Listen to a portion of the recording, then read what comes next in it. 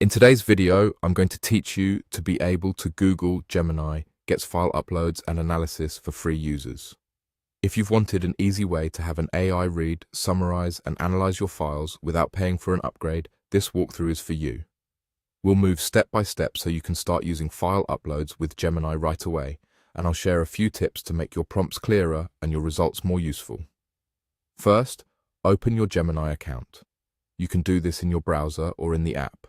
Make sure you're signed in, and you should see the main chat interface ready for a new conversation. If this is your first time, don't worry, there's nothing to set up beyond signing in. Next, click the plus icon. This icon is near the prompt box where you normally type your questions. Clicking it opens the attachment options so you can bring a file into the conversation.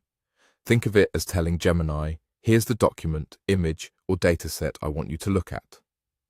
From here, you can upload your file directly from your device or choose Add from Drive to pull a file from your cloud storage. If you're uploading from your device, select the file and confirm.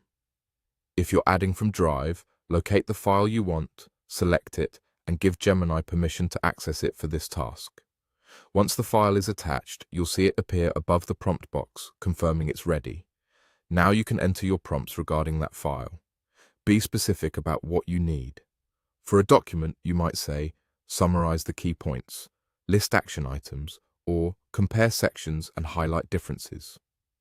For a spreadsheet, ask for trends, outliers, or a quick breakdown of totals. For an image, request a description or ask for details the model can infer.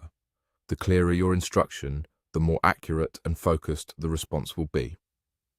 A few quick tips to improve results. Reference the file by name if you've attached more than one, mention sections or page numbers when relevant, and define the format you want, such as a short summary, a bullet-style outline, or a paragraph explanation.